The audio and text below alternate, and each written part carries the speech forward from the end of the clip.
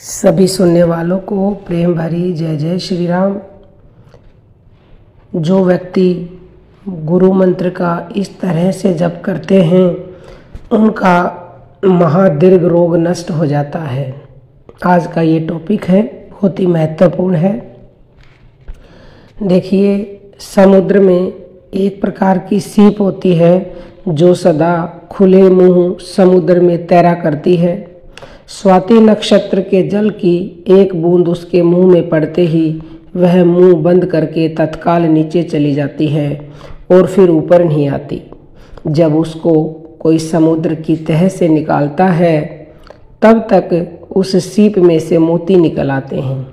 ठीक इसी प्रकार तत्व पिपासु आत्मविश्वासी साधक कभी इस संसार रूपी समुद्र में मुंह खोले रहता है, अर्थात गुरु मंत्र रूपी स्वाति बूंद का इच्छुक रहता है और गुरु मंत्र एवं नाम रूपी स्वाति जल की बूंद पाकर तत्काल साधना के अगाध जल में डूब जाता है और फिर किसी की तरफ नहीं देखता। उसका एक एक शब्द बहुमूल्य मोती रूप में हो जाता है।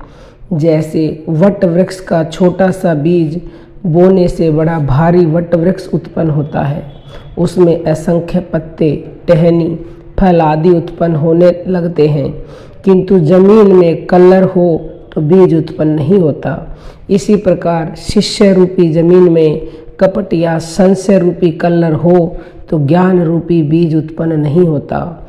शारीरिक रोगी पुरुष चतुर वैद्य से अपना हाल खोल कर बताता है, औषधि लेकर दृढ़ विश्वास करता है। नियम के अनुसार औषधि सेवन करने से रोग दूर होता चला जाता है।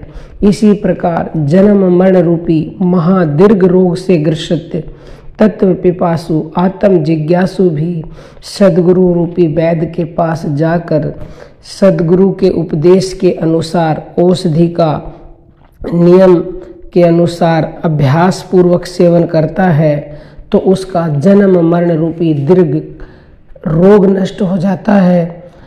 पर उस रोगी को कोई लाभ नहीं होता जो दवा का नियम अनुसार सेवन नहीं करता। ऐसे ही उस शिष्य को कोई लाभ नहीं होता जो गुरु के वचन का पालन नहीं करता।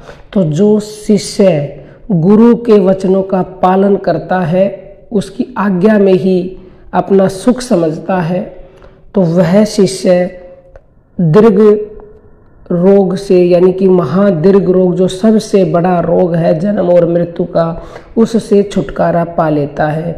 तो आपके गुरु ने आपको जो भी मंत्र दिया है दीक्षा में, उस मंत्र का नियमित निरंतरता से, श्रद्धा पूर्वक, विश्वास पूर्वक, दृढ़ता से उसका जप करें, इधर उधर ना भटके, क्योंकि नाम दीक्षित जो होई ताको मंत्र और नहीं कोई। लेकिन आजकल लोग क्या करते हैं, दीक्षा ले लेते हैं और उसके बाद उनका विश्वास गुरु पर होता नहीं है, इधर उधर भागते रहते हैं और कहते रहते हैं कि मंत्र जप करते हैं, वो करते नहीं हैं।